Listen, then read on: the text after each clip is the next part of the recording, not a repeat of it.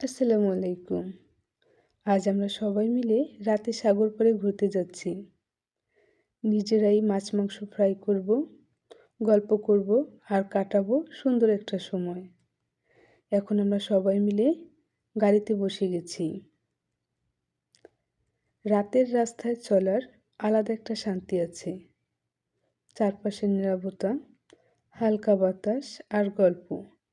এভাবে একসাথে থাকলেই সময়গুলো অনেক সুন্দর হয়ে যায়।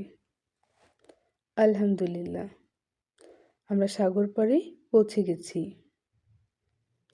এখন মাছ মাংস ফ্রাই করার প্রস্তুতি নেওয়া হচ্ছে। এই তো মাছ ফ্রাই করা হচ্ছে, আর অন্যদিকে সাগরের ঢেউয়ের শব্দ।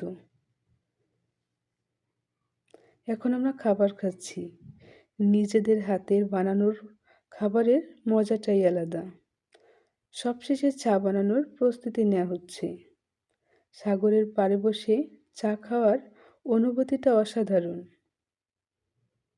ও হ্যাঁ, একটা কথা না বললেই নয়। ভাইয়ার হাতের বানানো এই চাটা অসাধারণ হয়েছিল। রাত যত গভীর হচ্ছে, সাগর তত শান্ত হয়ে আসছে। এই অনুভূতিটা শুধু ক্যামেরা বন্দির জন্য না, মনেই রেখে দেওয়ার মতো।